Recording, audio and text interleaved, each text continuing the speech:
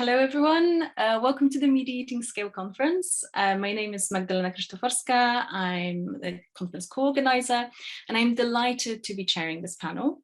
I hope that some of you have already attended some of the talks yesterday, but for those of you who are just joining us now, first of all, a warm welcome, and secondly, just some quick housekeeping before we fully open the session.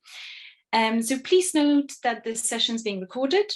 The three papers in this panel will be presented one after the other, and we will have roughly half an hour for discussion at the end of the session.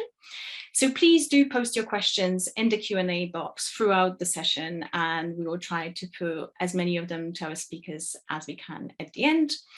Please try to formulate your questions concisely, and please make sure to use the Q&A feature rather than the chat feature for your questions. So now, without further ado, let me introduce our first speaker, Dustin Breitling.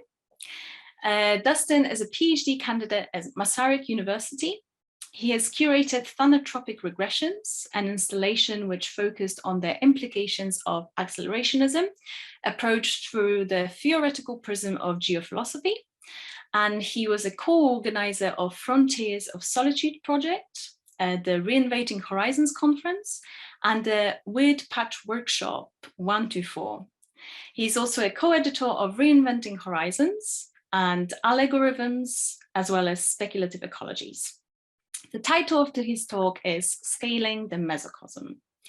Dustin chose to pre-record his presentation, so we will now play the video and the speaker will join us live at the end for the Q&A.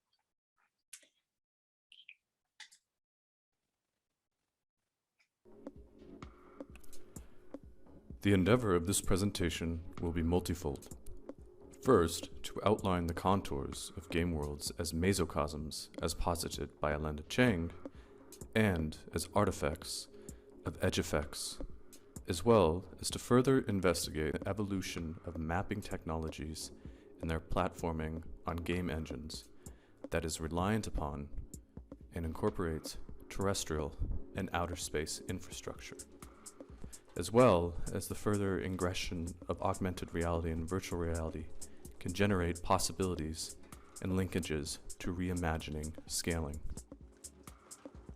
We can already underline how gaming has become a massive industry in its own right, accounting for the estimation of over 2.4 billion players globally, where the ever-tightening feedback loops of updates, virtual content, and virtual worlds in real time prevail and become ever more ubiquitous, testifying how gaming, more than any other current medium, temporally and spatially, becomes dominant for our time. Respectively, it also lends considerations how game worlds become vehicles for shaping the imaginary and locking us within the boundaries of what we conceive as possible, or perhaps inevitable. This becomes increasingly relevant in respect to how games are in effect forces of pre-mediation, as suggested by the work of Richard Grusin, where game worlds are not necessarily reflecting a specific singular image of the future or the preoccupation about a future being right. Rather, they produce a matrix of plausible scenarios, serving as seismographs or readings of what is possible or what will happen. Moreover, these game worlds can be formats of procedural futurism, where already visions rendered into such worlds are featuring scenarios of climate change, ecological crises, or worlds arising from the wreckages of tomorrow that seem to already be programmed to cancel or eliminate the possibility of alternative futures. Yet, it is this very power for a palette of possible existing or imaginary scenarios that can arise that is also a testimony to the way game worlds can be technologies of futuring. Moreover, in relation to game worlds, we can see how the concept of ecosystems or complex systems relates, as game worlds critically and potentially can be endeavors to craft and compose complex, adaptive systems, as well as gateways into grasping the quasi-dynamics and properties of complex systems, whether stemming from the possibility of simulating causality or path dependencies as exemplified with technology trees, or the emergence of new forms of social organization, or tipping points. It is also where tackling the gaps between these virtual worlds and their counterparts and how they pose the daunting, wicked problems that involves a complex array of interacting organisms, processes, actors, social, and policy dimensions, and scientific disciplines. Additionally, issues arise with the nature of whether simulation games can in fact provide a realistic environment for experimentation with decision-making and receiving feedback, and considerations concerning the challenges of capturing the biophysical frictions and realities of nonlinear and interconnected phenomena, the emergence as well as alteration of properties of physical systems that are deeply scale dependent. Moreover, it requires for some being attendant to the realities that game worlds do fundamentally and thermodynamically differ in many respects from legacy complex systems. This becomes crucial in grasping the difference in aspects of scale between the virtual and legacy world that are also interdependent on multiple factors. These factors can be highlighted along the grounds of key concepts such as irreversibility, or the potential to wipe away a system or a game's history, or the incapability of the game to interact with systems outside itself except for the player. We can specifically trace formats and renderings of complex systems through the infamous simulator genres, exemplified but not limited to Sid Meier, or in particular Will Wright, who not only launched games such as SimCity, but the sim simulation empire, whether from Sim Refinery, eventually adopted by the likes of Chevron, to Sim Earth, a deep time planet simulator based on state cellular-based automata that is rooted in James Lovelock's Gaia hypothesis that attempts to test the mechanisms of planetary self-regulation derived from his Daisy World model, where players can inherit a vast possibility space bestowed with the opportunity to play out scenarios on Earth, terraform Mars or Venus, and tinker with the dials of the atmosphere and the geosphere, or modify the mutation rates for life forms, or accelerate the formation of continents, guiding how human and non-human civilizations can emerge and dissolve.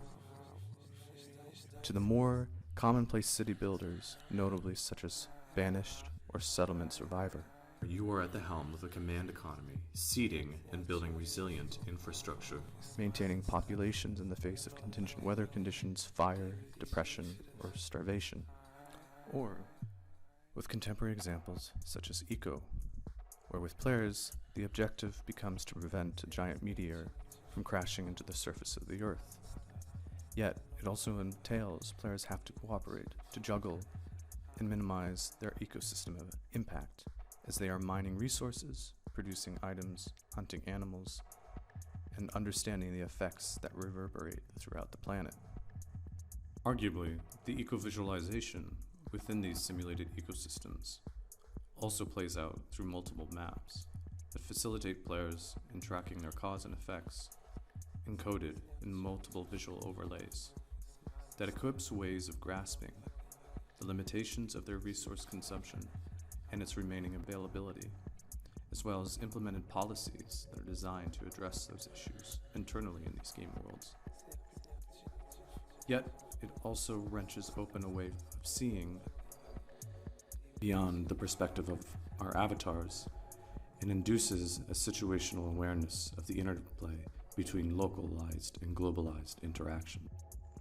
Nonetheless, as opposed to merely grasping or elaborating on how game worlds can replicate characteristics of complex systems, we can also regard them as instrumental resources that dovetail concerns about legibility, resolution, tinkering with our worlds and activating a form of what Nelson Goodman characterizes with world making, where game worlds can and are working with the pre-existing resources of this world, as well as illustrated before, decomposing, dividing wholes into parts, deforming specific scales and models of seeing. It further points to how these game worlds inhere the possibilities for customizing environments and rules from a common graphical interface, where furnished with the ability to utilize world editor tools, players are afforded the possibility to inhabit and tinker their virtual laboratories, for example, to craft abiotic and biotic environments, as well as exemplified in the game Equilinox, in which the user controls an environment containing animal, plants, and other ecosystem factors. One can observe how their ecosystems, based on the environment, evolves. Perhaps this compels us to regard how game worlds further can be harnessed to simulate and testbed the legacy world along the lines of responses to real-world crises, such as resource depletion, disease outbreaks, and extreme events.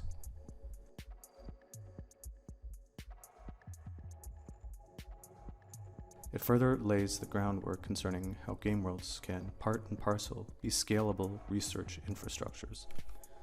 This can further be spotlighted through the work of Alenda Cheng's book, Playing Nature, Ecology in Video Games, which articulates a conception of gaming that ties together complexity and scale, as well as conceptualizing game worlds as mesocosms, where, drawing from the work of ecology, game worlds can be understood as experimental enclosures, intermediate in size and complexity, that are situated between small, highly controllable lab experiments and large, unpredictable real-world environments. Game worlds, of course, are not merely cocooned in the laboratory, or reducible to an economy of screens or the gestures of mouses and clicks. Rather, they are enacted and performed, as well as materialized and interdependent upon the very biogeochemical processes that they aim to simulate and represent. That lends the notion that layers of our abstraction of our worlds through game worlds are also entwined with extraction, and equally, platforms that are never far from the nexus of dependency upon chips, circuits, controllers, softwares, and storage devices. It is where the logistic and infrastructurality of game worlds that also informs an approach to what Cheng identifies with the edge effects, or the boundary zones between ecosystems. Edge effects that are tangible in real-world settings becomes illustrated through the biological dynamics of force fragmentation project undertaken in the Amazon, conducted to examine the effects of habitat fragmentation and a great diversity of species that entailed slicing up 11 forest fragment patches of the Amazon that ranged from 1 to 100 hectares, that has generated debate concerning their impact on grounds. They were experimental control sites, and generating unnatural impacts due to synthetic and artificial edges.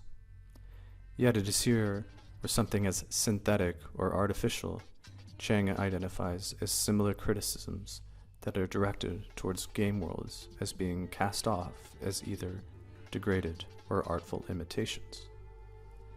Yet, as ecological edges can be blurred and not distinctly marked, this can also be understood as well through game worlds and the multiple scales they saddle. Game worlds are embodiments of multiscalar artifacts, as they extend beyond the mere terrestrial horizon and constellation of servers, transistors, acceleration hardware, yet are also nested within the influx of satellite technology imagery. Here, the edge effects of game worlds are dependent on atmospheres, altitudes, sensors, and lenses, or distributed cameras, that ground game worlds as artifacts or scale boundary objects, where the terrestrial and planetary converge, and where infrastructural linkages and leakages also render possible worlds open and their questionable intervention. we can untangle the intersection between game worlds and how they are boundary objects within the evolution of spacing and maps, where the subsystems or interfaces in our video games have developed through the evolution of computer hardware as well as the digitization of paper maps, where the design of worlds through pencil and paper to grid-based maps, map-based boards, common in the art of warfare, serve to entertain a sense of spatial resolution and respect to the battlefield. Already, within our gaming worlds, we encounter an array of maps to assist in scaling our virtual environments. We're shuffling through the possibility of different views and different orientations, where the continual dynamic and constant shift between scales and abstractions are played out through different camera viewpoints, zoom in, zoom out, vertical projection, oblique projection, or a central perspective, first person, provide different modalities of seeing. We can further explore the modalities of vision through how satellite technology, game worlds, and machinic eyes intersect, especially here with notable examples such as NASA's Terra satellite, launched in 1999, which is designed to understand how Earth's atmosphere, land, snow, ice, ocean, and energy systems interact, notably utilized to make video game terrains more realistic. We are also reminded of the explosion in location-based gaming, where game spaces are merged with our legacy environments and hinged upon GPS, positioning, cellular networks, and augmented reality technologies, where the navigation and the appropriation through the fabric of our now synthetic world sparks ways to engage in what could be likened as a form of ground truthing, where typically users can assist in collecting information on location for the calibration of remote sensing devices like GPS and the coordinates of a pixel through confirmation or denial of the measurements made by such devices. In addition, the ever-increasing conveyor belt of virtual globe software and terrestrial laser scanner data, along with geospatial datasets, are interpenetrating into game engines as platforms that enable avenues for real-time interactive digital content to be created. It is also here where we can shed light, for example, on the myriad of utilizations of global software maps within game engines, whether that stems also from Maxbox Unity or visions peddled by the likes of Black Sharp, which served as the backbone for the prominent Flight Simulator and its ambitious endeavor to reconstruct the surface of the entire globe that resulted in generating 1.5 billion photorealistic buildings and over 30 million square kilometers of vegetation, harnessing 2D satellite images and 3D laser scans, as well as applying deep learning techniques to facilitate the understanding of the topology and semantics of the input data.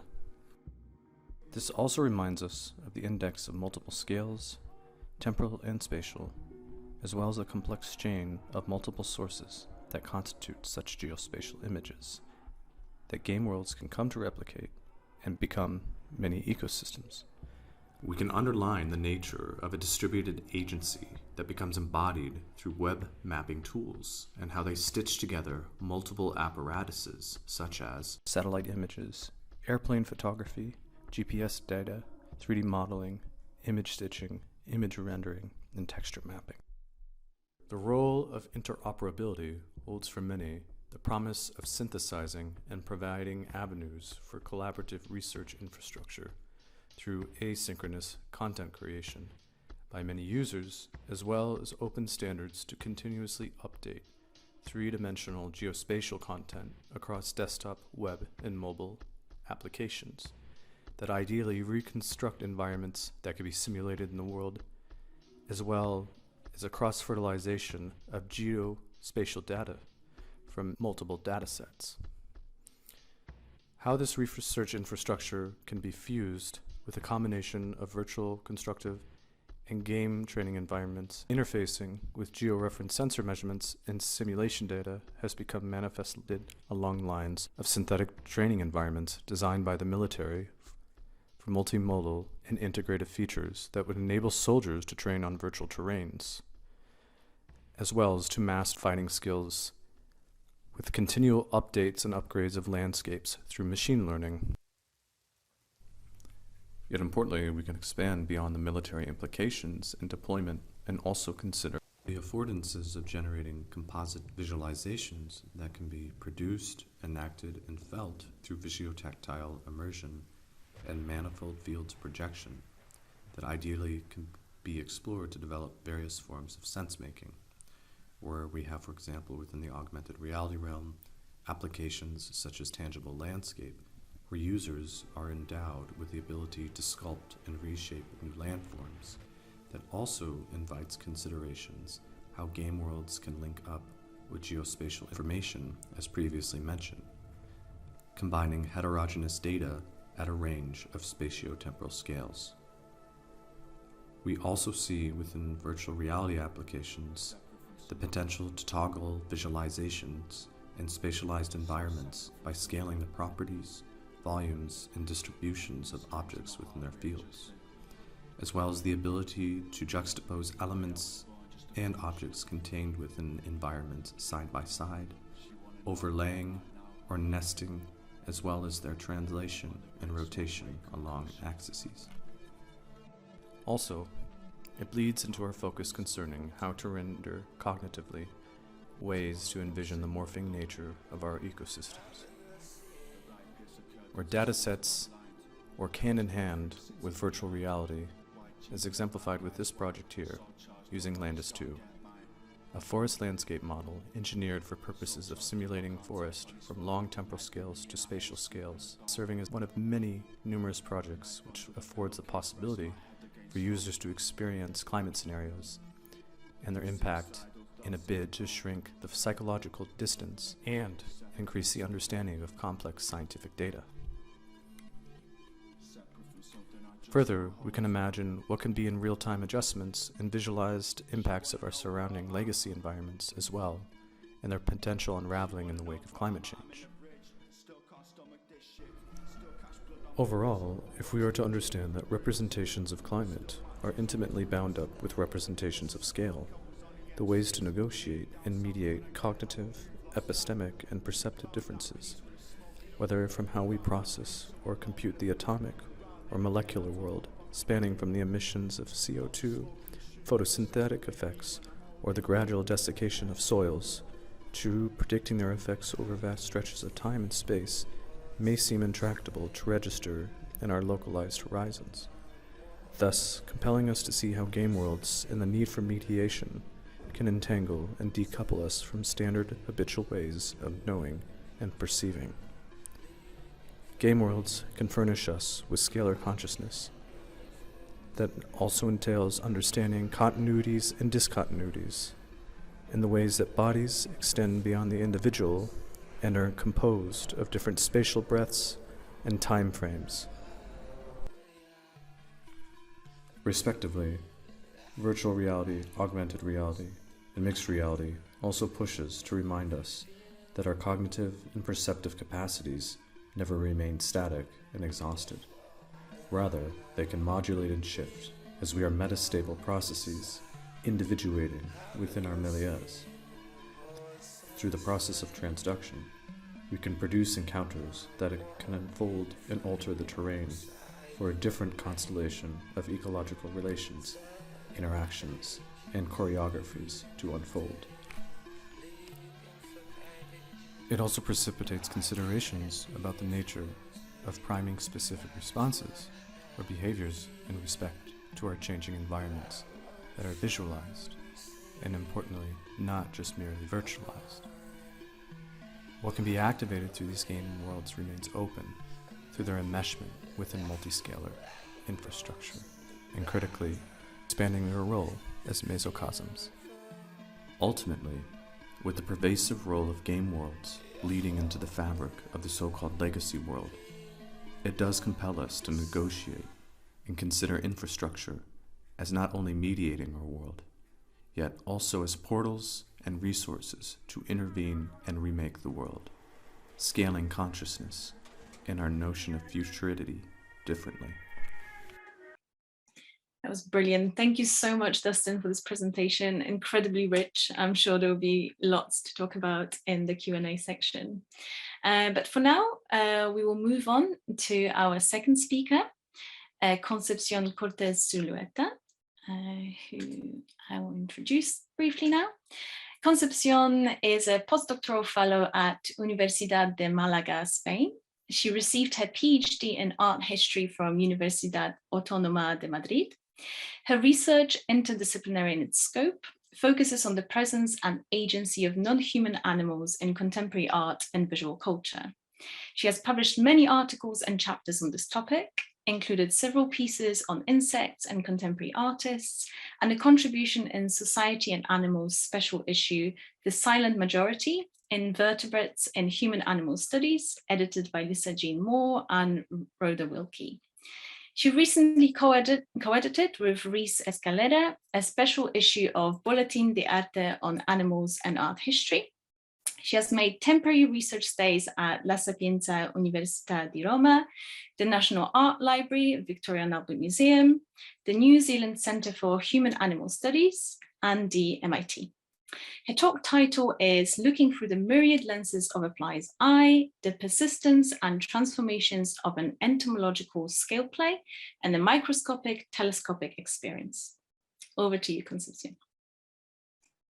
Well, thank you very much. And thank you very much, Magdalena, for chairing this session, and also to Oliver Kenny for organizing such an interesting conference. Now I'm going to share my screen.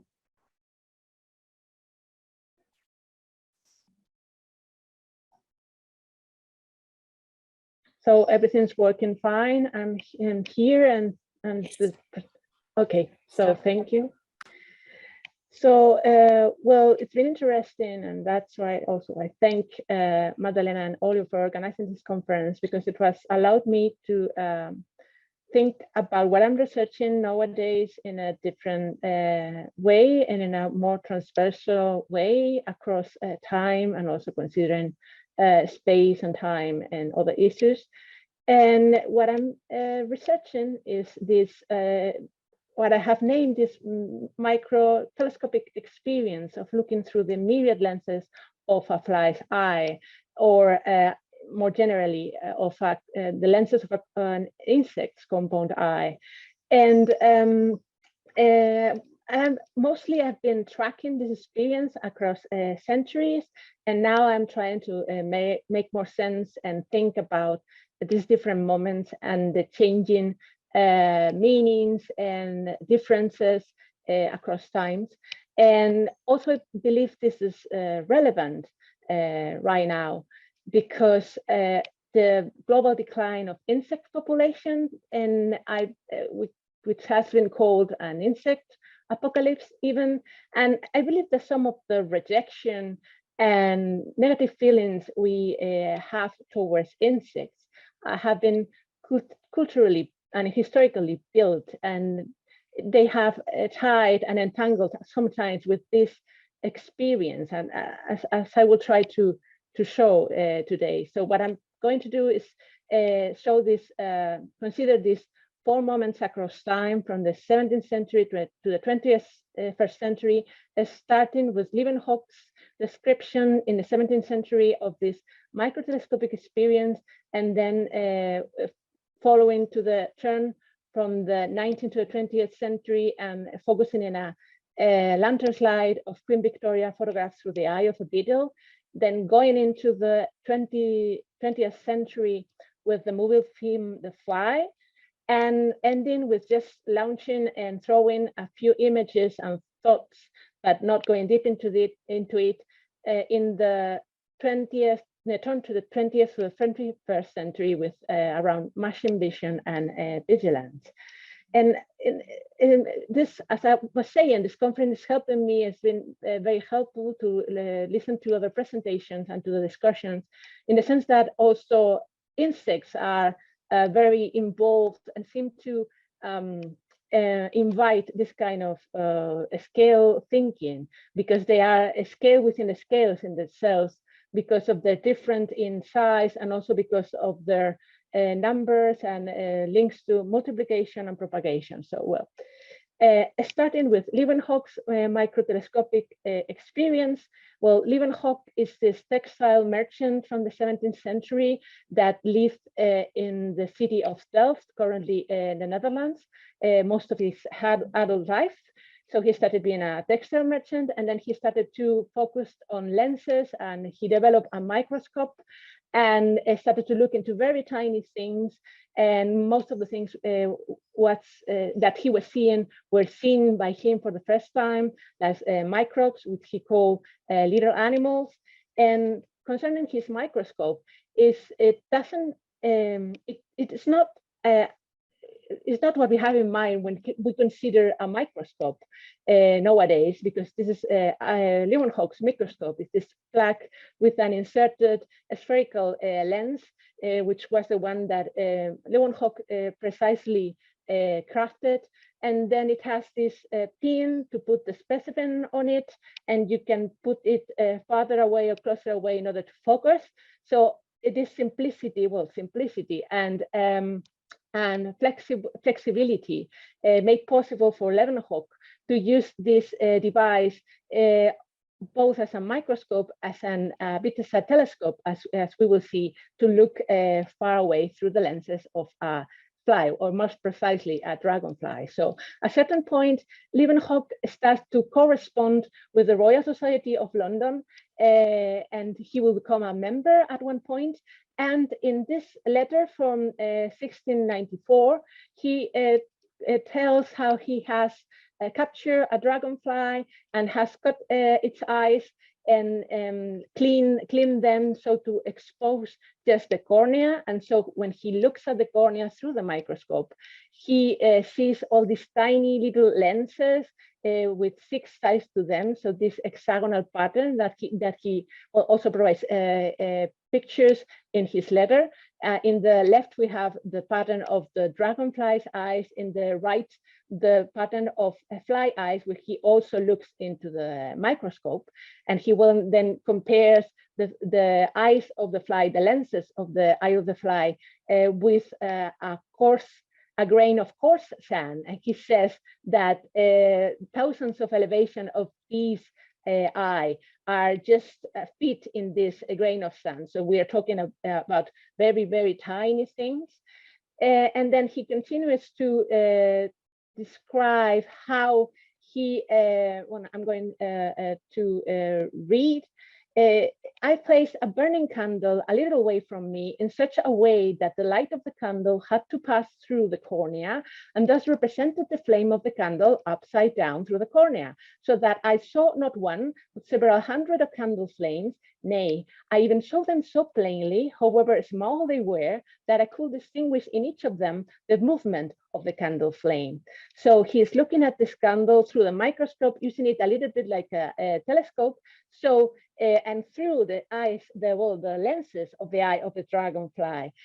So he starts seeing all this pattern of multiplying little candle flames turned upside down that are in his field of vision through all the lenses and all these lenses.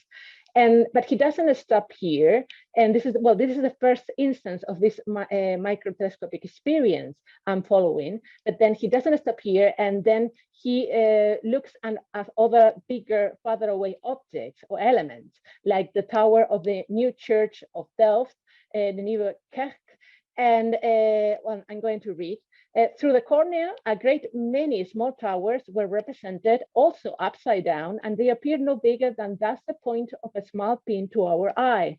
When I contemplated a nearby house, I could distinguish very plainly in many places through each of the elevated parts of the cornea, not only the parts of the front, but also windows and doors, and could tell whether the windows were shut or open.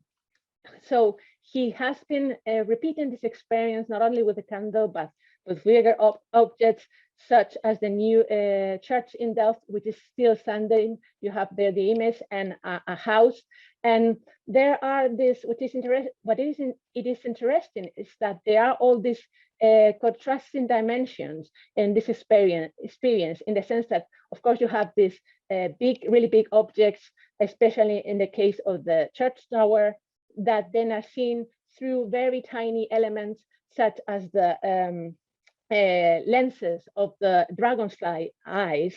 And then you have, apart besides this contrast, which is big and small, you have the contrast between far and close, because microscopes are supposed to be used to look into very close by things and very tiny things, but here it's been used to look as a telescope to look at something that is farther away. So these near and far dimensions are also there, and there are also this inversion taking place. So these objects are multiplied, and this would be a rough sketch of that. And this multiplication is also interesting. And all these features and contrast is the things that are going to be emphasized or left away sometimes in the different renditions of this microtelescopic experience, and how it's been adapted to different media across the centuries. And this is also a very interesting thing. And well, this is the thing that I'm starting to think about. So I'm just throw some thoughts about this, but starting with Leeuwenhoek's experience, the bit about the inverted image, especially of the church tower, gets me thinking, because, and I'm not saying that Leeuwenhoek was thinking this way, but it seems like a little bit of maybe irreverent, in the sense of equating at that point the tower of the church and the church and religion itself in this, and including it in this experimental scale play and optical play, and well, turning it upside down, multiplying, playing with it. And that's one thing. And another thing is, well, considering if why Leeuwenhoek, well, he did the candle, he did the house, but he also did the church tower. And it gets me wondering if there was any, there was a deliberate gesture in some sense, or to which extent. And thinking about this, well, you have to consider how was Delft's view, the cityscape of Delft at the point. And well, this is a Veduta, a view of the city by Vermeer, which was a contemporary of a neighbor of Leeuwenhoek, in fact. And the first thing we notice is that how prominent towers are in the city, and specifically church towers. And the new church tower in itself, because it's the white one there. And we have also to consider how close was Leeuwenhoek's address and his working and living place to the new church, because it was only a few minutes away. We don't, well, that house is not standing today, but we do know the address. So it was really close by to the church. So when you look from that address, even today, that I guess there would be much more obstructions and buildings that in the 17th century, the church is still a very prominent landmark and feature. So when Leeuwenhoek looked at the church, well, he was looking at the most maybe prominent feature at that moment. So it's not directly, but just maybe indirectly a reflection of the prominence of the church in the city's conceptual and also physical landscape. And well, this contraposition of things big and small will be a more deliberate kind of symbolic gesture in other moments of our well, of this path I'm tracing. For instance, and this is a big jump.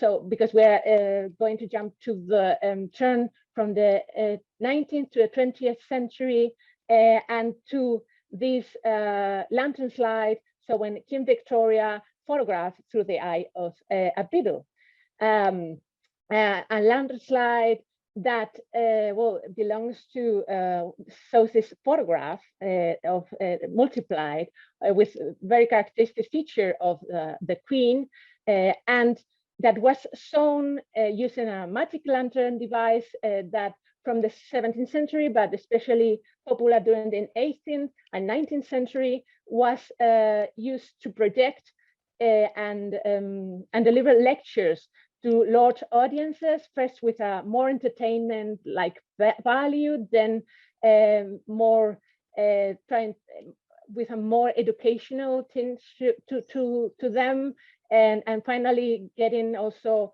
into more of a propaganda domains. And the interesting thing is that this lantern slide of Queen Victoria happens to have all these dimensions of the history of the magic lantern into it, because it has the entertainment element, this strangeness to it, and the scientific element, and also the propaganda was showing Queen Victoria, the head of the British Empire, and so it gets all these different elements. And at first, this encounter between Queen Victoria and the eye of a beetle may seem something like was strange and uncommon, maybe something not so. But then if we read books such as this one, Nature Through Microscope and Camera, which has plenty of photomicrographs, what were called photomicrographs at that time, like the one of the mosquito there, we learn that this the enlargements of this beetle eye were popular, and I read the face of a watch and portraits of the late queen have frequently been photographed through the facets or ocelli of this beetle eye. So according to this book, it was a fairly common and popular thing at the time. And well, in fact, I managed to, either because of luck or because they were really popular, I managed to get one of those lantern slides, so I can show to you it later in the discussion if you would like it. And at this point, there were also articles in illustrated magazines, very popular illustrated magazines, such as this one, How to Photograph Through a Fly's Eye by Fred Saxby, which in this article, he told with very technical details how to adapt this microtelescopic experience to photograph. And the interesting thing is also how when he's considering appropriate subjects to this to be photographed in this way, he writes, I'm going to read. For the purpose of my experiment, I have chosen a small chalk bust of Her Majesty the Queen, and is it not appropriate that the noblest and greatest monarch the world has ever seen should be the subject of a photograph through the most infinitesimal lens known to science? So here he is conflating and combining these two big, small dimensions, but not big, small in the same sense, because the lens, of course, are small, and he calls them infinitesimal. But then the Queen Victoria is not being emphasized because of her big or great size in a physical way. She is being considered the greatest in a more symbolical, political, metaphorical way. So here, the dimensions are being conflated, and it's interesting in the sense, and also this proves that this is a deliberate gesture. And also, I wonder if this is this multiplication of the image and photograph of the Queen is not seen as a flattering thing in itself, and alluding to, well, her omnipresence across the empire, and her image, and so on.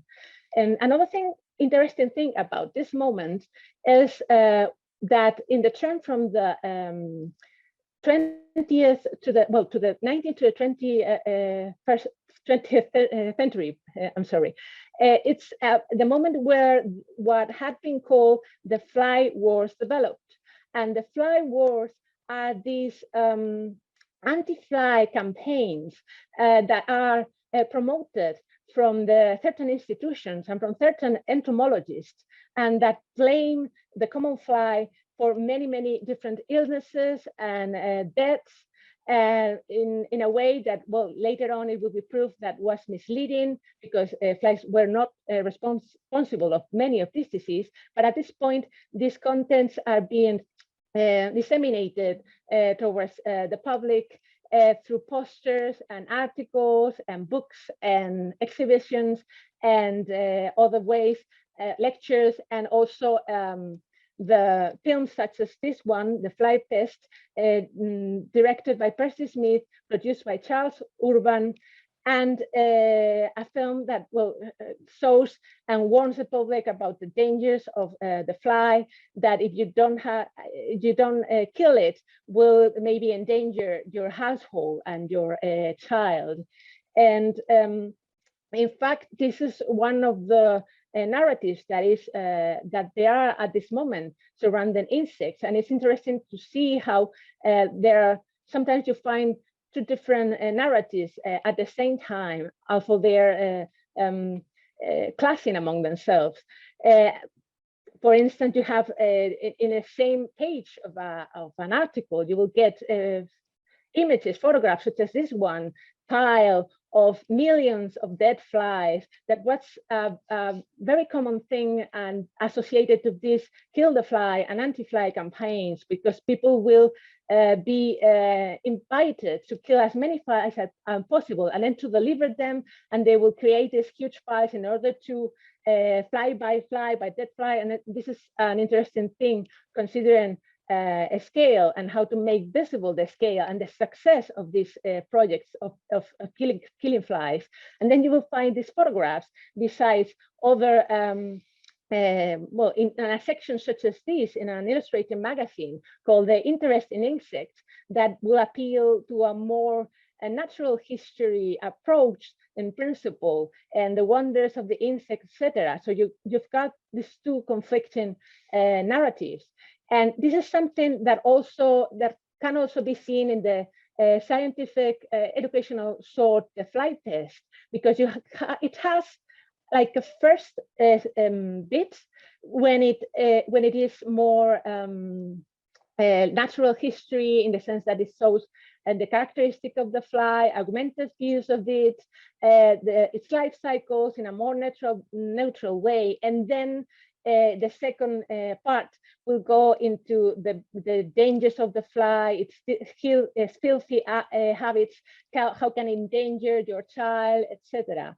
And finally, the predominant bit would be the one blaming the fly for everything in the frame of the fly wars and anti-fly campaigns. And these kind of campaigns were globally successful and started in the United States, but then spread worldwide. And so were the fly films. And this meant that Charles Urban made several versions of this film, including old footage, but also new footage and new scenes.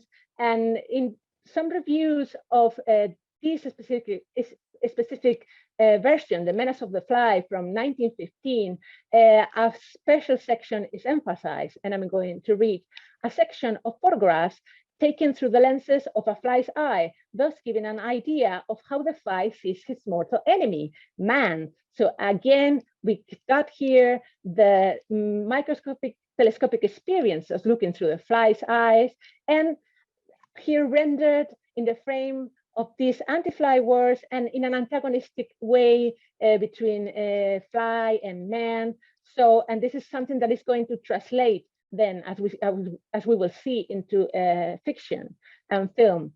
So I'm not aware of a surviving copy of this film, The Menace of the Fly, but there is this other one, Eyes by the Thousand by British Paté in 1930, that, as we are seeing, we are able to witness how a mechanical toy and the movement of a mechanical toy is seen through the lenses of a fly, which augmented views are also some of this fly. And well, an interesting thing that I forgot to mention earlier is how this inversion that we saw in Leeuwenhoek's experience, when this experience is registered, and then the experience itself gets separated from this representation. The inversion is no longer shown, because the images, the photographs, the films are then turned upside down again. So it's not that realistic in that sense, representation of the experience. And well, coming into the Fly film, the horror movie The Fly from 1958, and its multiplying horrors. Another jump ahead into the century. And well, this film, The Flying, was directed by Kurt Newman in 1958, and its argument tells the story of a nuclear scientist that used nuclear science in order to invent a teleporting device. And when the thing goes horribly wrong when he tries this device himself, and suddenly he gets combined with a housefly that happens to be in the same cabin as him when he runs his invention. So we end up with this giant hybrid fly, and this leads to the most iconic and repeated and imitated sequence of this film, in which again this experience of looking through a fly's eyes, the fly's lenses, is recreated. Well, here it's not that we have the lenses physically. We don't have the lenses of the fly themselves. Here, what has been recreated is this multiplication using an optical device, camera lenses. And well, this shows a moment where the wife of the scientist is for the first time exposed to the giant hybrid fly, and we see her screaming reaction. And then there will be all these superficial similarities, of course, between the Queen Victoria lantern slide and this sequence, because we have image of a woman multiply several times, but then there are so many differences regarding the context that is getting regarding their spread and reach is getting more and more massive from a mass media standpoint. And also in one sense, we have this moral propaganda on the side of the Queen Victoria, and then this fiction content in the film of The Fly. But well, and I'm following here Oliver Geiken, that in his book Device of Curiosity, so he proposes this mostly for detective fiction, but I think this applies also to horror films. And what Geiken proposes is how all these short films, scientific, educational, that were so popular in the first decade of the 20th century, then became translated and embedded and included into fiction. So their structures and certain sequences and things of these films are then remain in the fiction films. And this, in the case of The Fly, we have this, for instance, this enlargement of the fly head, and also the thing about the experience in itself of looking through the fly's eyes. But the interesting thing is concerning size and scale. What at one point was the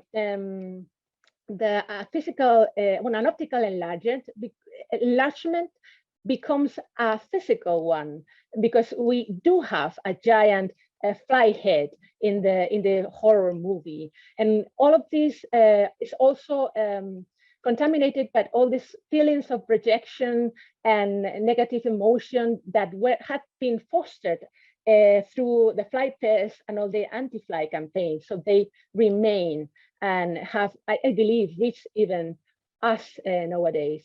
And this thing that applies to the head also applies to other body parts, such as the legs of the fly, and all these images of augmented flies that are also present both in the fly test and also in other the publicity and anti-fly campaigns also are featured, not in the film in itself, because in the film what we have is a giant hybrid fly, but in the publicity and the posters we do get this kind of giant flies that also were featured in advertisement linked to the fly wars, like this one of the disinfectant Lysol and a giant fly that is a threat to your perfect household. and all of these things will run across from one moment to the other. And there is also this thing, and this is related about, well, how tiny things, even if they are on different or very different scales, are conflated together. And the movie The Fly is about the anxieties towards nuclear energy during the Cold War, and how it's an invisible danger. In fact, well, one of the phrases that is a constant is the monster created by atoms gone wild. So in a way, it's being created this this association between atoms and insects and flies in particular, and how both are this kind of invisible to a certain extent danger that is even present in your own home. And well, all these things are coming across. And so just to end finally, and I'm going to show a little bit and to throw some images and thoughts about how going in from the 20th to the 21st century, this experience is still present in other ways. And one of these ways is how insect vision and fly vision and the compound eyes of insects have been featured and considered a model to robot vision and machine vision. And then here there is present not only the multiplying thing or the miniaturization thing, but other parameters that can also be linked to machine vision and vigilance. And there are many associations regarding these, and even the walls of TV videos, CCTV videos can be remind a little bit of fly vision and its multiplying fashion, or even the cameras itself have sometimes this slight remembrance of fly eyes, of insect eyes, or and pixels, for instance, has also been conflated in this mix in the 21st century. So there are all these different associations that run into the 21st century. And well, as I said, this is a work in progress, and I hope I made sense of what I managed to at least give an idea of all this and of this experience and of all its implication across time and space. So well, thank you very much.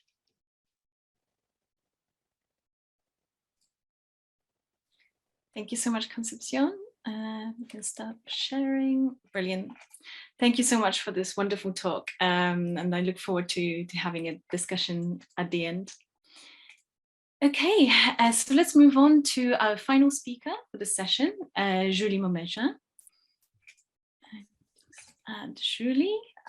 Julie is a doctor in American and Media Studies from the Sorbonne Nouvelle University, and is currently an assistant professor at the Communication Institute Lumière Lyon 2. She's a visiting researcher at UC Berkeley. She was a visiting researcher at UC Berkeley from 2014 to 2017, and a scholar in residence at the Longue Foundation.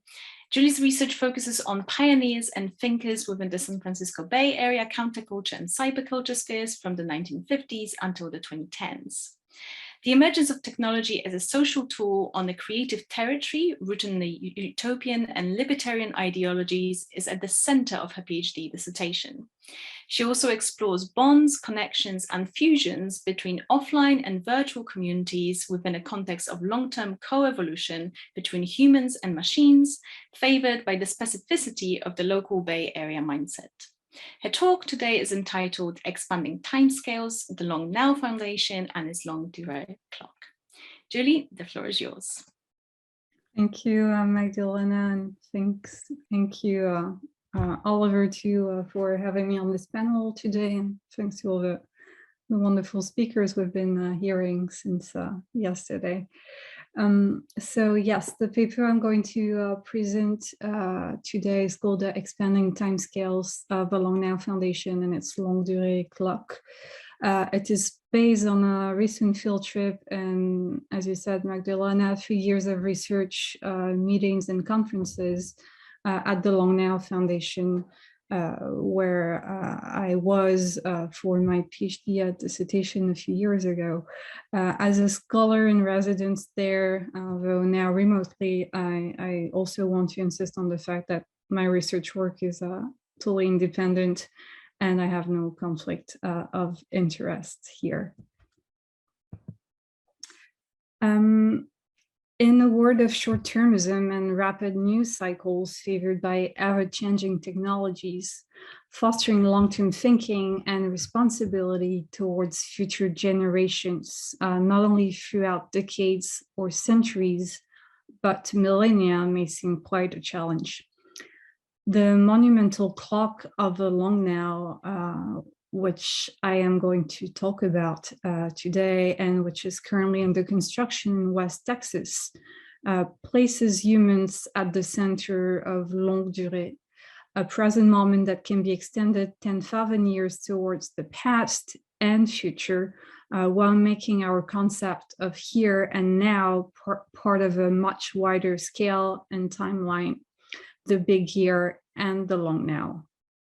Beyond its goal of communicating information regarding time and date through centuries and millennia, the clock of the long now aspires to expand timescales towards the past and the future by placing itself at the center of this novel 20,000-year-long timeline as a way to foster long-term thinking throughout generations.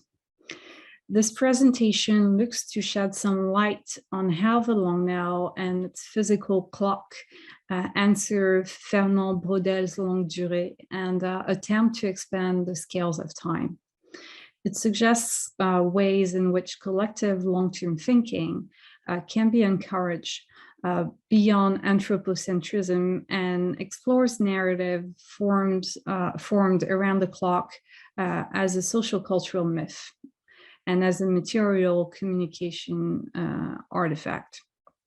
It also discusses the need for long-term interaction and co-evolution between the clock and its future visitors as to foster responsibility, continuity, and thus long-termism by expanding timescales. The first part of this analysis focuses on the similarities between longue durée and long now and their respective temporalities.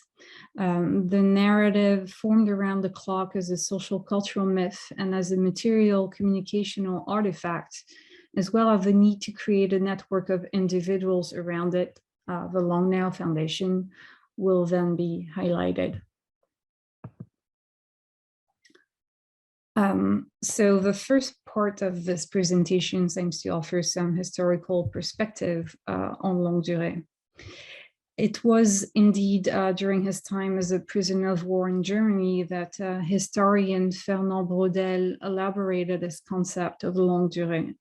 For 5 years, he had arduously worked on his PhD dissertation and developed the idea of what he called the very long time, one that would protect him from the tragic events he was undergoing in the short time and help him gain perspective on this condition by replacing those same events on a much longer timescale. With newly stratified temporalities, from short to medium to very long, Braudel succeeded in escaping the space-time he was a prisoner of, a here and now that offered no perspectives when a longer now would liberate him. Indeed, longue durée as a novel long-term conception of history is thought in opposition to a more traditional one, which focuses on brief periods of time and events, what Braudel calls a rushed dramatic narrative, which is that of wars. To Braudel, a second longer type of history could thus be envisioned, one based on economic cycles and conjunctures, which he considered to have a length of several decades. Meanwhile, with Longue Durée, Braudel formulated a type of history beyond events and cycles on a much longer time lapse, that of centuries, though he actually never really gave a precise time of Longue Durée. This Longue Durée offers to reconsider our conception of history and time as a means to encapsulate events far beyond our lifetimes. Braudel insisted historians should include Longue Durée in their works and rethink history as an infrastructure constituted of layers of slow history. The slide here I'm about to translate says, in any case, it is in relation to these layers of slow history that the totality of history can be rethought as starting from an infrastructure. All the levels, all the thousands of levels, all the thousands of bursts in the time of history can be understood from this depth, this semi-immobility. Everything gravitates around it. The idea here is to link that historical Braudelian Longue Durée to a contemporary Long Now as developed by the founders of the Long Now Foundation. American engineer Danny Hillis, artist Brian Eno, and Whole Earth catalog publisher Stuart Brand are among them. In the late 1970s, British musician Brian Eno attended a New York City party that made him question the concepts of here and now and their various acceptances by different people. Surrounded by individuals whose senses of time and space appeared narrower as his, Eno wrote, "More and more, I find I want to be living in a big here and a long now." That long now, as opposed to the short now, echoes Braudelian Longue Durée and its opposition to traditional history by considering longer lapses of time to evolve in and plan for. A few years later, in the late 1980s, and as the new millennium was approaching, American engineer and computer scientist Danny Hillis felt that the general idea of the future was shrinking. He needed an excuse to think beyond the year 2000 on a much longer term. In an article he published in Wired magazine a few years later, in 1995, he detailed this feeling of diminished temporal projection as the long-awaited year 2000 was about to become the present. He said, when I was a kid 3 decades ago, the future was a long way off. So was the turn of the millennium. Dates like 1984 and 2001 were comfortably remote. But the funny thing is that in all these years, the future that people think about has not moved past the millennium. It's as if the future has been shrinking 1 year per year for my entire life. 2005 is still too far away to plan for, and 2030 is too far away to even think about. Why bother making plans when everything will change? Hillis thus imagined a future in which to project himself, a new millennium that would take future generations into account, echoing here the concept of longue durée Braudelienne. As a way to concretize that idea, he designed a giant clock that would tick for 10,000 years, but only once a year, with a century hand advancing every 100 years, and a cuckoo coming out each millennium. If Braudel thought longue durée as an infrastructure made of multiple layers, the builders and thinkers of the clock of the long now envisioned the device as a sustainable construction protected by multiple stratifications that would allow it to last. One of those protective layers came to be in 1996 in the form of a non-profit organization that would fulfill the longue durée vision behind the monument, the Long Now Foundation. Among its board members are thinkers and futurists, including, of course, as I said, Danny Hillis, Brian Eno, and Stuart Brand, but also technologists such as Esther Dyson and Kevin Kelly, and futurist Peter Schwartz. The latter described the long now as 20,000 years long, extending deep into the past, 10,000 years back, and 10,000 years in the very distant future as the envisioned lifespan of the clock. The choice of that precise time frame corresponds to the end of the Ice Age about 10,000 years ago, a period that led to the beginning of agriculture and human civilization, and according to a certain school of thought, the beginning of the Anthropocene. To the founders of the Long Now Foundation, a perspective of the same duration must therefore be developed in the opposite direction towards the future. Hence the expected duration of the clock. And that new timeline forms the long now as a new time measurement. There's three different types of conceptions of now proposed by the Long Now Foundation, thus echo the three concepts of durée, courte, moyenne, and longue, developed by Fernand Braudel. The first corresponds to a now lasting 3 days, yesterday, today, and tomorrow, which is similar to Braudelian traditional history and its interest for events.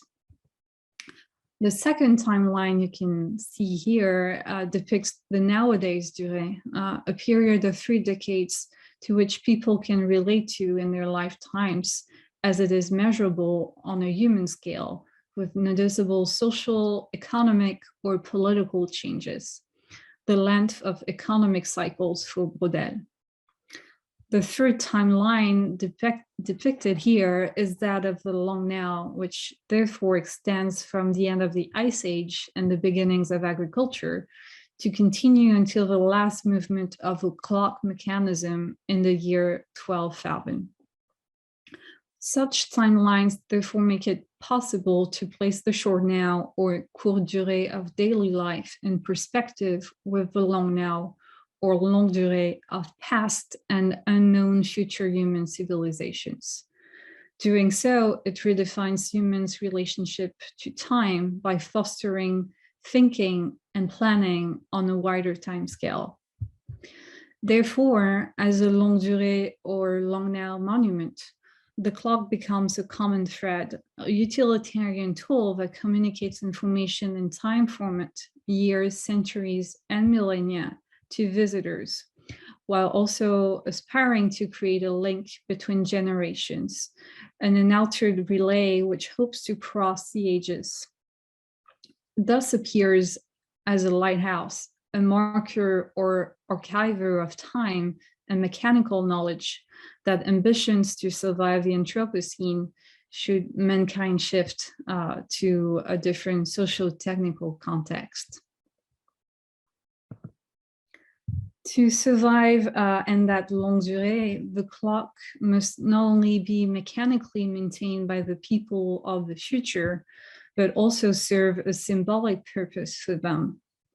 Its function must thus be culturally and symbolically maintained, though not to the point of creating any form of fanaticism that could lead to its own demise. This difficult paradox is raised by Illis and illustrates the technical and social cultural tensions to be taken into account in the design of this time communication infrastructure. Beyond its intrinsically interactive features as an informative artifact, the clock must be envisioned in its relationship to the people who will design it, shape it, repair it, and visit it, either to admire or to know the date and time it will display. By choosing Bronze Age technology as a way to build and maintain the clock, as well as geothermal power and human winding for its design, by linking the mechanisms to human intervention, Hillis manages to foster responsibility and to create a new form of co-evolution between man and machine in what I call a post-co-evolution in Longue Durée. The clock interface that you can see here is made of titanium, and it engages the visitor user in an interactivity that transforms the clock object into a cool medium that meets Marshall McLuhan's definition of the concept by creating an exchange between the medium and its spectators and being low definition. Not low definition in regards to the quality of the used materials, which are high quality to last over time, of course, but to the modular nature of the mechanical parts and cogs of the artifact. The winding of mechanisms by inviting visitors to participate in the time and date display process transforms the visitors into partners of a long-term co-evolution between man and clock. Doing so, it does not only make the clock of a long now a cool medium, but also what I call a cool tool, which echoes even Illich's definition of convivial tools.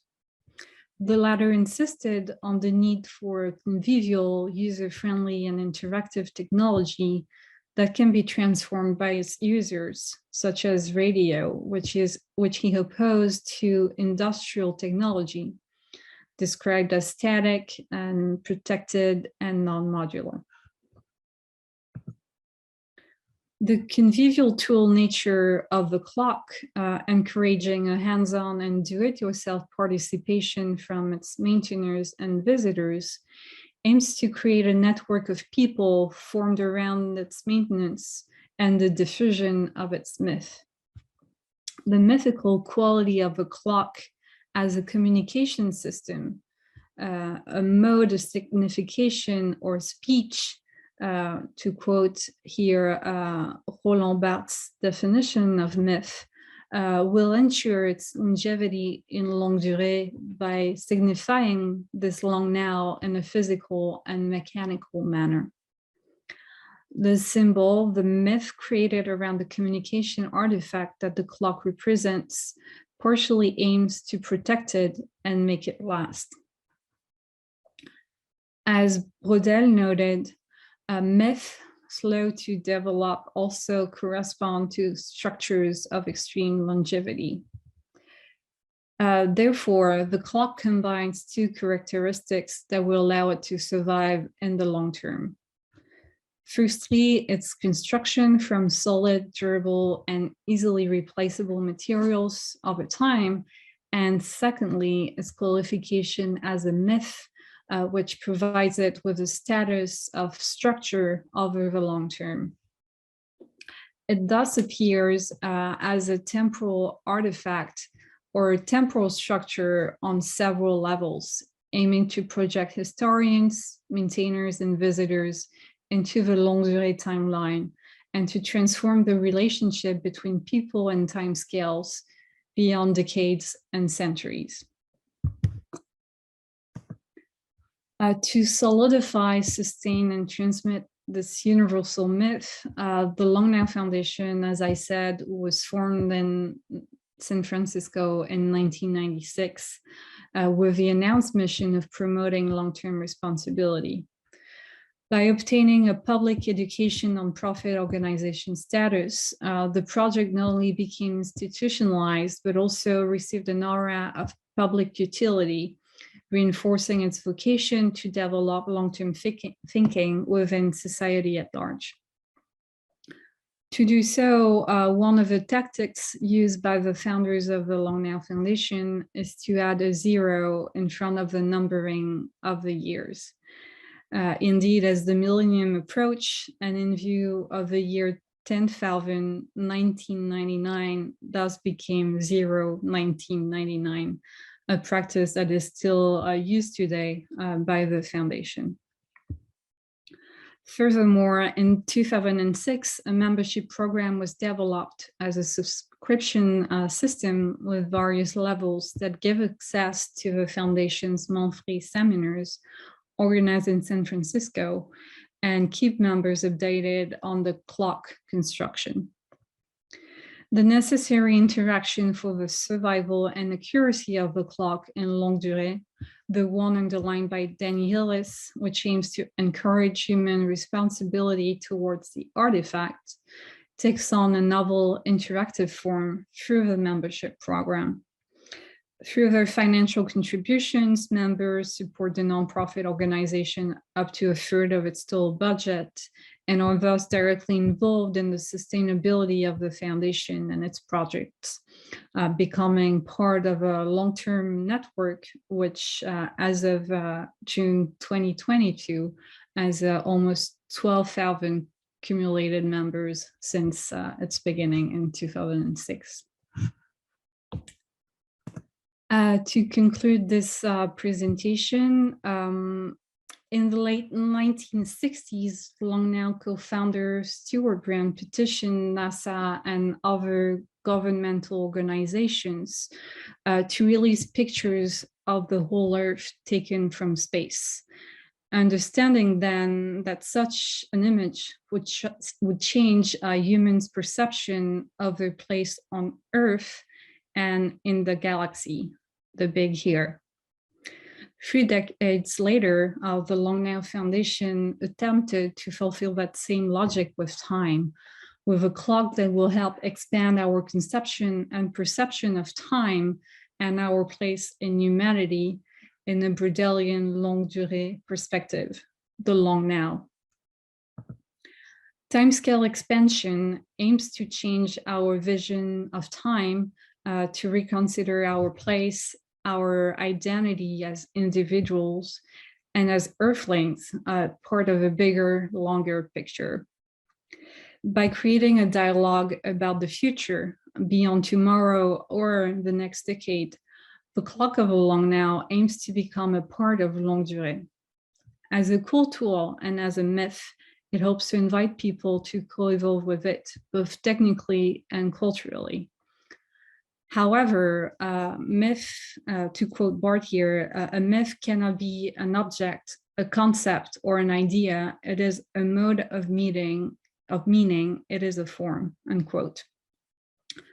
Therefore, the myth of the clock, however real it is, must become part of a social imagery and be adopted by society at large, not just the Californian and American ones, but on a global scale in order to last through the long now. Only doing so will we be able to expand current human timescales and hopefully turn us into good ancestors. Thank you for your attention. Thank you so much, Julie. I'll ask you to stop sharing the screen now. Brilliant, thank you. Okay, I'll ask our other speakers to turn on their cameras as well. Is Dustin with us? I'm here, yeah. Yep. Okay, fantastic. Okay, so we'll get the Q&A started. To our audience, please put your questions in the Q&A box and we will try to take as many of them as we will have time for. But to get this started, I would like to ask you some of my own questions.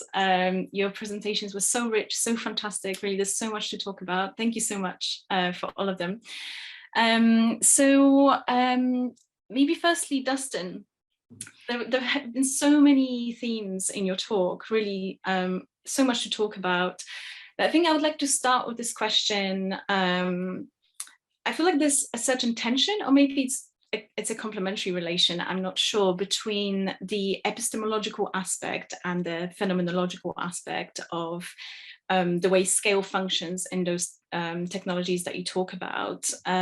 Because at some point you were talking about a lot of those game worlds that simulate certain complex systems, and through that simulation, through that interaction, we learn things about those specific environments. But then also you were talking about experience as well, and VR technologies and kind of consciousness raising. So I was wondering how, if there is a tension or if it's a relation, and how do you see that playing out?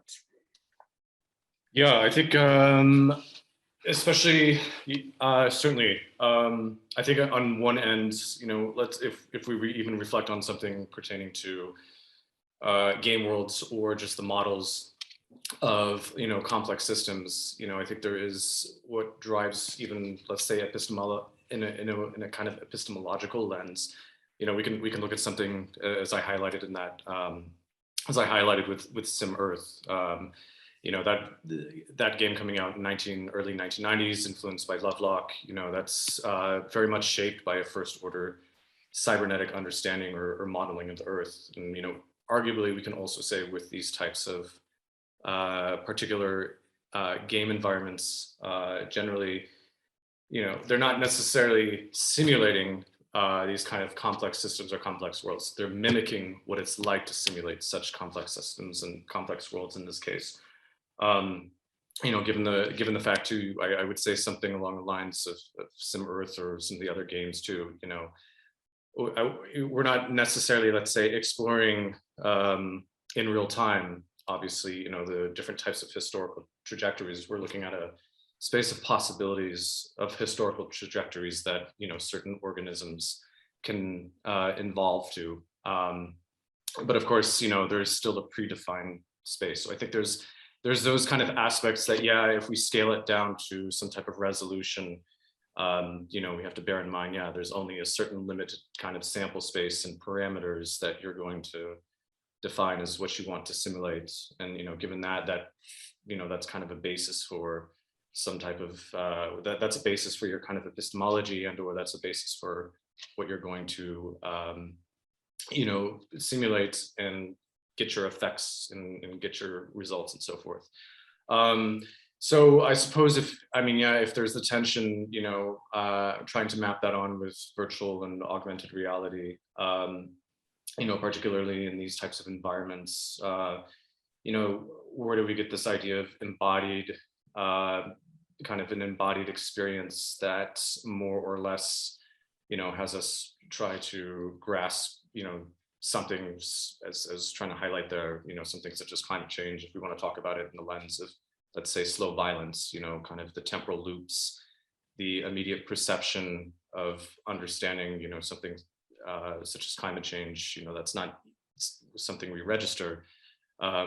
So if I was putting it, if I see it in this kind of angle, I see it kind of as what we can call like a strategic type of chunking or slicing down, or slicing up a bit of, you know, these very complex conceptions, whether we want to talk about, you know, nonlinearity, feedback, causal loops, etc., to, you know, maybe to provide some type of baseline understanding of it. So, and, you know, partially that rests on this assumption too, it's what they call analogical transfer, is that, you know, can you shift from, you know, a virtual environment to the real world? And, you know, is there really an easy, you know, map to do so in that case?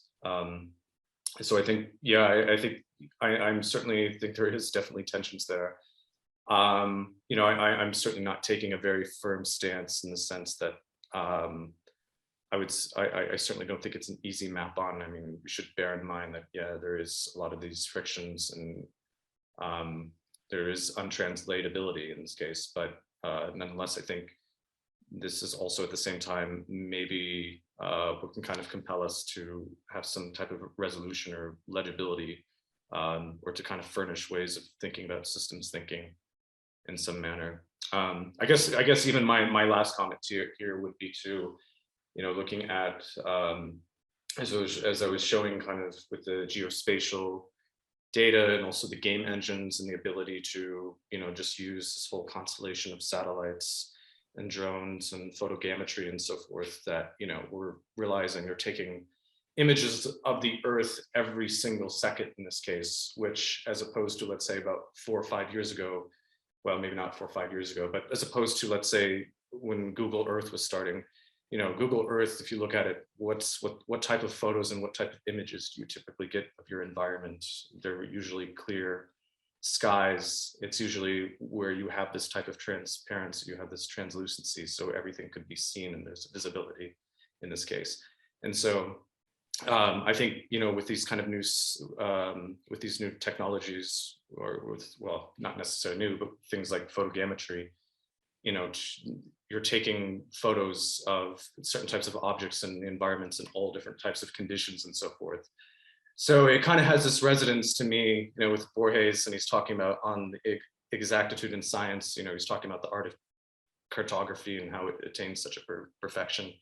But it's also like particularly where he talks about that how they deliver the map up to the kind of inclemencies of sun and winters in this case, which to me is kind of suggestive that, of course, with this map and territory relation, you know, something on the territory is going to more or less, you know, show the inherent tensions and inherent problems with our so-called map of the environment. Nonetheless, I think this is generally the kind of utopian aspiration that is going on right now with the kind of game engines and having all this constellation, all this mapping and imaging. And if that can translate over into particularly, you know, replicating and having high fidelity representations of our environments. So I think those would be my initial thoughts here. That's really thorough answer. Thank you so much. So just to pick up on that as well, I'm not that so well familiar with the technology. So when you talk about the evolution of those engines and as far as I understand, that hardware that is being used for a lot of the gaming is also part of those technologies that you talk about with geomapping. Mm-hmm. But when we talk about this you know, the map is not the territory, and that there are those contingencies in the real world that you cannot map perfectly, and especially, you know, when we talk about complex systems, we cannot model them perfectly.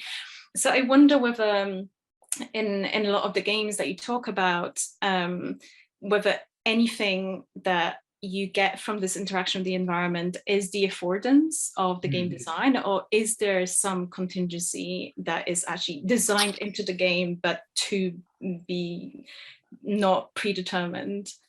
Well, technically, I mean, considering there is, you know, there is a predetermined space, you know, that's generally, I think this is what we can kind of talk about, the nature that when we're looking at these types of games, I think also it's someone like Ian Bogos is making this whole point to, is that we're not, again, necessarily, let's say, learning about the outside contingency of the world. We're learning kind of the script and the algorithm and the engine, or the algorithm of the game in this case, building our mental models up in the games in this case.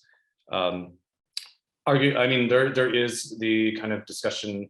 Unfortunately, I'm not so familiar with the exact algorithm and how it works, but I have encountered, yeah, some literature, for example, when I was even mentioning there, like SimCity, you know, the infamous simulator that I was also mentioning. Well, I was mentioning Will Wright, and Will Wright is the founder of that, and who's also, as I was mentioning, influenced by Jay Forrester. There is an algorithm there. It is tries to work on something, or it tries to model itself along the lines of something being nonlinear, where you're having population, and the population influenced by territory size, and then also the population influenced, of course, as well by what are the health provisions, what are the also availability of resources, and also what are the taxes. So, you know, bundling all these together, it does mimic, or it does create some types of nonlinear effects in this case. But yeah, I'm still very kind of hesitant to go that far. I think for me as well, what I would say with maybe with these kind of game worlds too, I think they're a bit more analogous to toy models as what you see in science to some extent. But I would say, you know, typically when we're talking about toy models, there are these types of approximations. You're not getting extremely granular when it comes to simulating. It's more working on kind of just coarse graining. So you're just using kind of a regression to mean and just doing average types of trajectories over the space of time. But I don't see, but arguably, toy models aren't necessarily there perhaps to just give you, again, a high fidelity type of representation. It's more along the lines of giving you what we could say is how possibility explanations, meaning it will give you maybe a multitude of different of explanations or ways of understanding cause and effect relations, even though, yeah, as we understand, it's always going to be coming up with the tension of contingencies in the environment and things that you do not factor or account for when you're simulating environments. Yeah, absolutely. But I think this is exactly the interesting point I think that you're making, that when we talk about models in science, they are always idealized and simplified, but in a sense that helps make them more tractable so that we can have this feedback, so that the model can reveal something and recursively we can use that to decide the next step or change something in the present. So do you see a similar potential in games, that even though it is not the exact model, that there isn't that representation, but that there is some kind of recursive potential that we can learn something about the environment and use that to devise our model? Yeah, I think so. I mean, I'm going to be kind of tempering my optimism about it, but certainly, yeah, I do think that they, again, furnish us, as I was mentioning before, with a kind of, as you're mentioning as well, kind of a tractability space where we can maybe just get some seeds or some germ ideas of thinking about, again, what are systems composed of, in the way that, yes, there's multiple types of actors, that there's networked effects, that there's different linkages in the environment, that there's temporal loops and so forth. So, I mean, would I go as far to, I mean, I suppose to some extent, yes. I mean, I think that's the kind of promise, is that, if we can start more and more collecting this geospatial data, or if we can start having more and more the influx, let's say, of data coming from, sensors and satellites and the whole arsenal of just remote sensing, can that transition and become incorporated into these game worlds? And can we attempt to do certain types of simulations, or just attempts to more or less predict or estimate, or question our assumptions about what we would normally think would happen on such and such conditions and so forth. So I would say that's the power there to some extent. I suppose it still remains to be seen how far we will see more and more, let's say, large scale integration of data and real world data into games. I think it will happen. I would say if it's happening more on the front of what they use, like with generative adversarial networks. I didn't talk about it, but basically being able to try to also replicate as much as possible, the surrounding environments, and taking snapshots of the surrounding environment, and then having in real time updating of the environment as you might be navigating through the type of game world, this so-called blur between the game world and the real world to some extent, yeah, becomes blurred. Even though at the same time we're talking about, with game worlds, you can take on different types of perspectives at the same time. So I can, of course, shuttle between, an omniscient God eyes view down to a first person perspective in this case. So I think that's why, to some extent, these kind of game worlds, it is working on somewhat of a continuum, as I see it, of having this inhuman way, or inhuman access way into visualizing, and more or less having some way of legibility that's not immediately perceptible to us. Fantastic, thank you so much. And I think this is a perfect segue as well to Concepcion's presentation, with this shifting of perspective and how changing that kind of, the visual apparatus, what affordances that gives to us. So I was wondering, Concepción, whether you could expand a bit more on the role of that change of perspective and that change of scale, because you started off your presentation with this problem, right? This kind of the lineage of cultural bias against insects that also contributes to maybe undermining their role and their crucial role in ecosystems. And especially this example of using the fly's eye and then inverting that perspective and what it does. I think there's also something quite interesting in political and ideological terms when we were talking about this example of Queen Victoria and then inverse into this small image.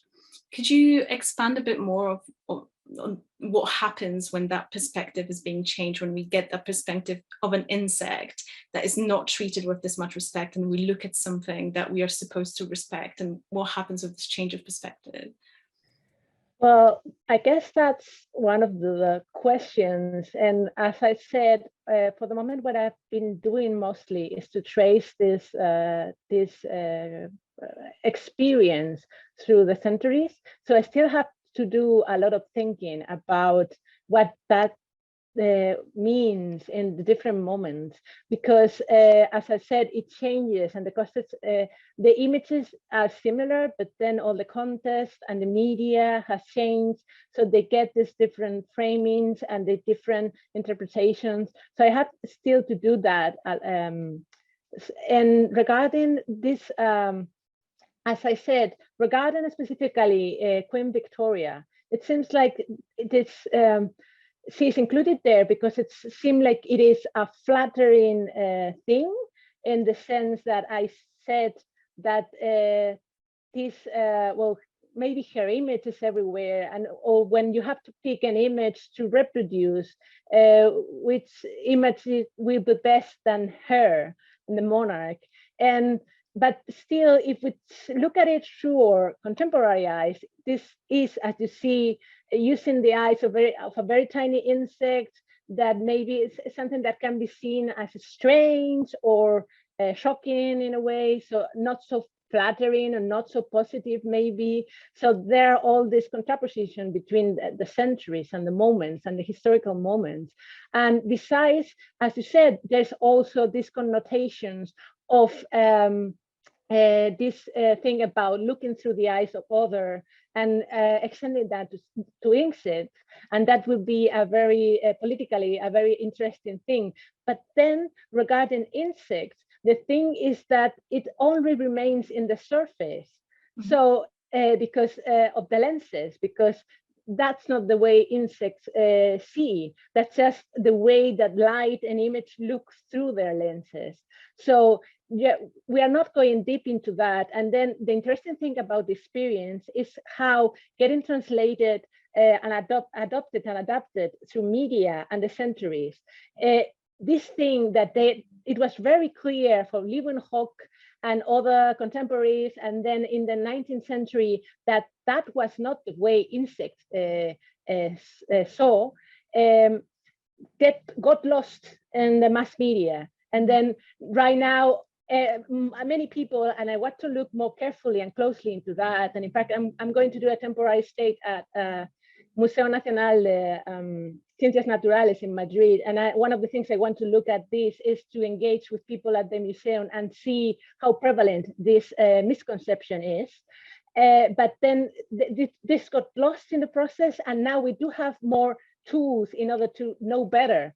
But still, because of the media and this conventional, and that we still have this misconception about insects. So in a way, it can be used in the sense of getting closer and trying to get in how insects see the world. But then it gets in all these misconceptions and looking only too superficially at things. So there are many fictions and contrapositions there. And as I said, I still have to look into the detail of the context of any given moment and see how this plays into the larger frame and larger scale of that particular moment.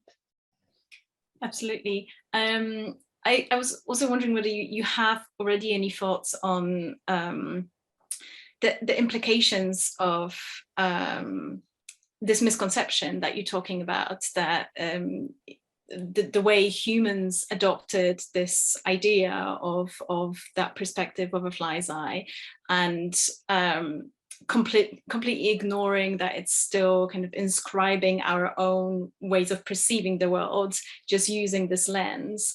Whether there's something, do you have any thoughts on why that happens, or maybe again potentially in political terms, like why for humans this privileging of our own ways of perception, and then superficially kind of covering it up with this, a superficial engaging with a non-human animal, whether there's something there that we can extrapolate thinking about the politics of perception and scale.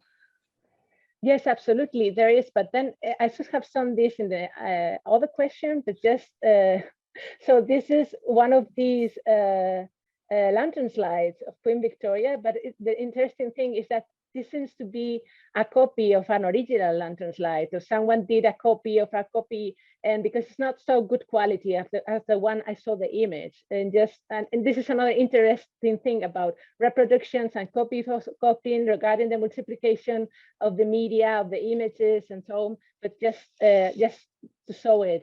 And regarding what you say concerning that we privilege our own perception, well, I'm not sure that's the case in some ways, but it's not the case in some others, because my point at least is that the same or similar misunderstandings that we have about insect visions, we have those similar misunderstandings about our own perception.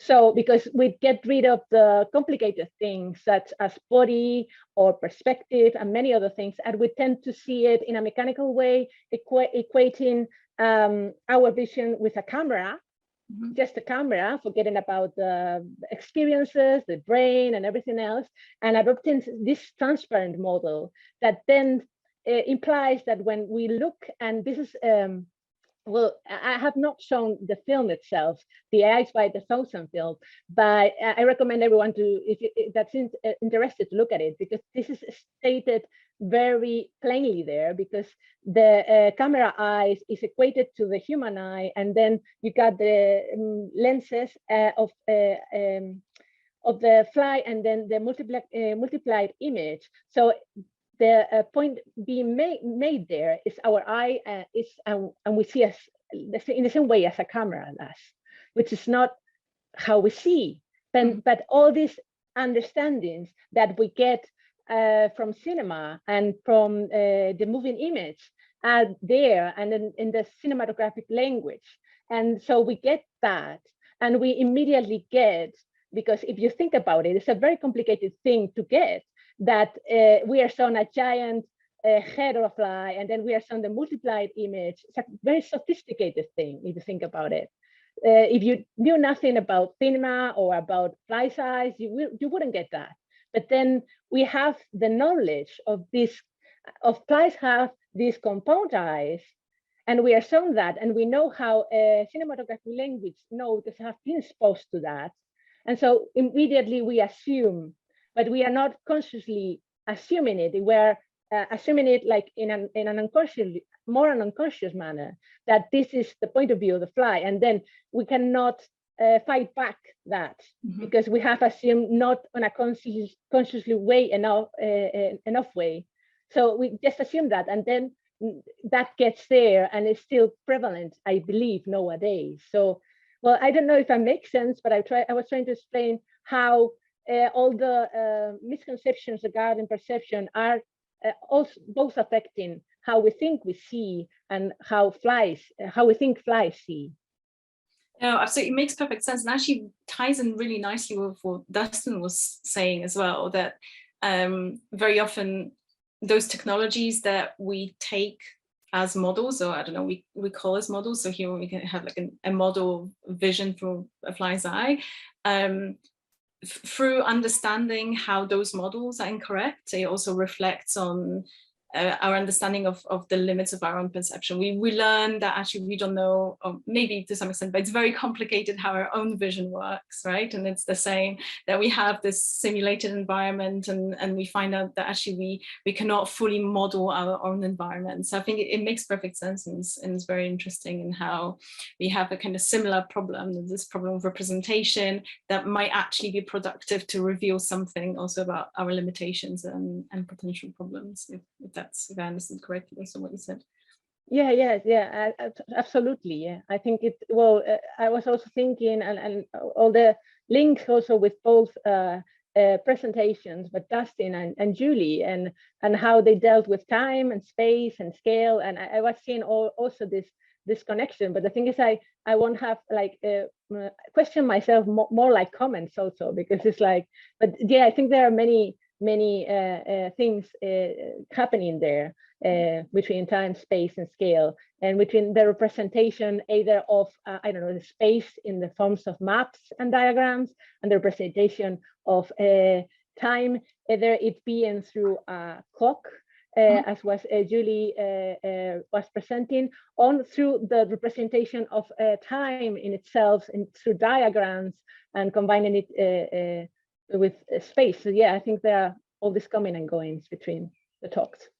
Absolutely. Well, to kind of follow up on that, also to talk about the clock and Julie's presentation, I think I would just carry on with this theme of representation, and you presented the clock as this object related to this myth making, the socio-cultural myth making. And I wonder, because of course there are lots of criticisms of long-termism as a project that by focusing on the long term forgets to look at the short term. And I wonder whether if we focus on that clock, whether it can be seen as an epistemological technology as well, not just this kind of myth-making technology, whether the way it's structured and the way it's kind of designed to last for that long is also helps us think about the present, thinks about what changes have to be made now, not just in the way we structure the clock, but extrapolated to all the other infrastructures that we rely on, if that makes sense. Whether that epistemology reveals something about our current condition that can be then used to enact some changes. Right, and you're right to point out the fact that long-term thinking receives sometimes, quite a lot of criticism, because people think it can distract us from like nowadays and short-term issues, when actually the idea behind the clock and the building of a clock, and beyond the process of building it, is actually to change the present. And you're right to point it out. The idea to have people projecting themselves in the long term, whether it's 10,000 years or even 100 years, is to have them act on the present, on the short now, and to understand that this object, beyond the creation of the myth, can have an influence on the present, because it will force people to hopefully take action regarding climate change, regarding social issues, and of course having money put towards such an abstract project kind of can raise criticism as to why can't we use this money to for climate change or other present problems. I mean, it's a real question, and it's something that has been answered by the Longue Foundation several times. But yeah, again, it's that idea of an object that will transform the present, because people project themselves on a wider time scale, and also on a larger space scale through, and as you said, conception, there is this like mix of time and space and the link in between time and space that is constantly reconsidered and envisioned, and that's the idea behind the clock. And as I said, that was also the idea behind the whole Earth catalog, and how that vision of the Earth from space kind of changed a lot of things for Earth humanity, realizing we're just a little dot in space, and that is what the clock wants to do, make people realize they're just a little dot on the big humanity timeline and on the big galaxy timeline. So that hopefully things will change in the present. Absolutely. And so also, I wanted to ask a bit more about this focus on the present and this, the long now. And especially when you had this diagram about, the expansion of the now. And of course, we're used to talking about the past decade as the past, and suddenly including it in the present. So I wonder, first of all, maybe why that is the choice, and also whether there is some possible, consequence of not talking about the future as the future, because I think a lot of the discourse is around thinking what kind of future we want and then constructing it, and also what kind of future we are already on the trajectory towards, and then kind of what kind of future maybe we should prevent. So I wonder, what is the implication of framing it all as the now? Mm-hmm.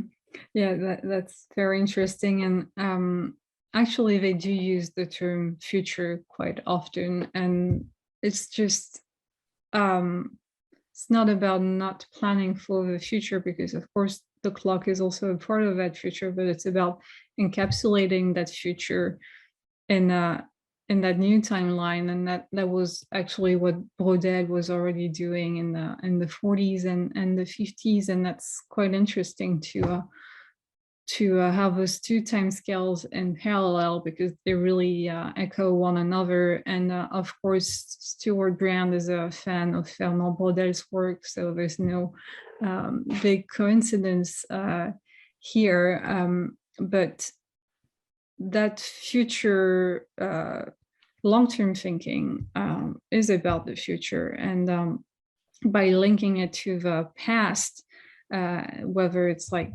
a few decades ago or the present, it really creates a scale beyond our natural conception of time. And doing so, yes, you have this like constant link in between either events or creations, and that creativity that can be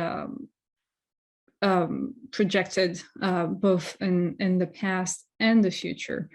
So yeah, they really do talk about the future, but always linking it to the present and the past as well. Absolutely. Brilliant. Thank you for that. I see we're almost at time. There are no more questions, so maybe I'll use my chair privilege to ask one final question. Actually, I will address it to all of you because I think it is relevant. I'm wondering about, it's something that also came up in the very first keynote yesterday, this the notion of the visual, and is there something quite unique about the visual aspect? And Zachary Horton was talking about visual media, and we were also talking about our perception of those different scales with Joshua DiCaglio, and here I think we have a similar question. Of course, with the games, it is in part predominantly visual medium. We have this perception of an eye, and I think also in Julie, even though we of course talk about time, I think there's something about the clock, the fact that we can visualize this object that then really has this role, this myth-making role. And if it was just purely discursive or rhetorical, maybe it wouldn't have that same impact. So I just wondered whether you would like to comment on that visual aspect, whether there is something unique about it for thinking about scale and all those questions. Would you like to go first? I guess I will start. Yeah, the fact of having that object, that interface actually really like puts time into a palpable visual matter, and that's what is really interesting, because what I didn't say earlier is that initially that clock project was only supposed to be an idea, a non-palpable project, and they didn't think they were going to really create it. And they thought that just the idea of thinking about such a long-term creation would help foster long-term thinking. But then, of course, the project became a reality. And it's interesting, to look at the past and see how, like, cathedral builders would know that their creation would take hundreds of years to be completed. And there is this kind of sacrality around the clock as a monument as well, because it is also supposed to be built in a rock, protected in the desert in Texas. So people are going to have to walk all the way to the monument. So there is kind of, sacrality behind it to reach that monument that is going to embody time, past, present, and future. So there's this materiality concept that is very important in that renewed time scale of the Longue now. Fantastic, thank you. Concepción or Dustin, would you like to? Yes, well, of course, I mean, being an art historian, of course, I'm very well aware of the images and their powers.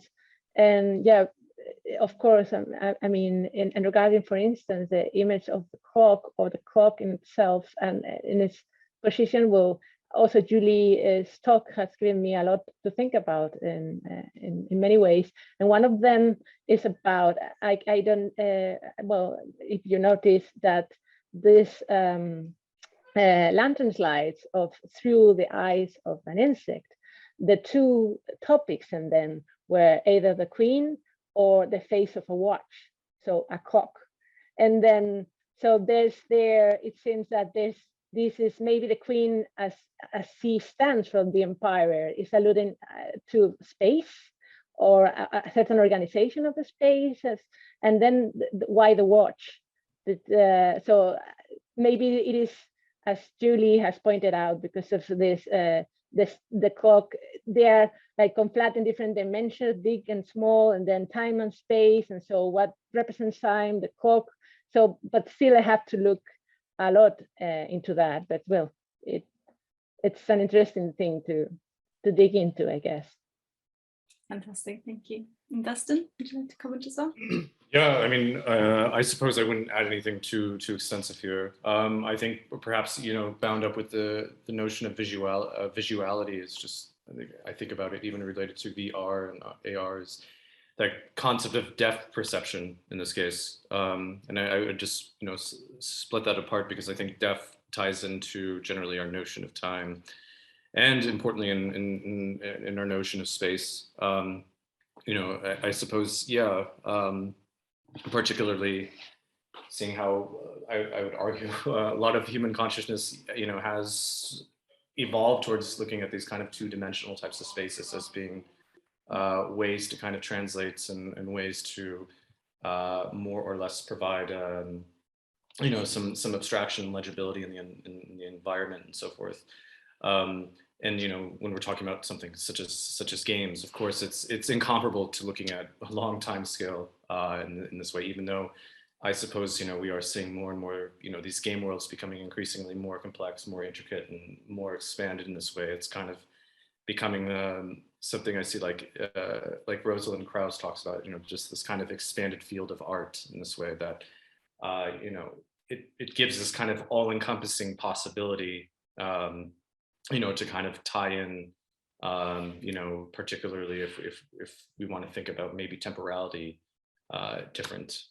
But you know, I think that's also tied up with how do we want these games to be kind of effectors or ways to, you know, disrupt these kind of circuits of perception and you know, of something such as space and time, which, you know, I think that's also critically important at this point. And, you know, as I was saying before, I think more than any other type of medium at this moment, you know, where there's just continuous updates and continuous possibilities, where we're kind of living in this whole environment where we're oversaturated with content and, you know, kind of constant updates and constant feeds. Yeah, everything just becomes contracted, everything just becomes compressed. So, you know, I think that's also maybe where we can kind of also shift with kind of game worlds and game space, is trying to you know, reconceptualize how do we think about temporality differently. But, you know, that's also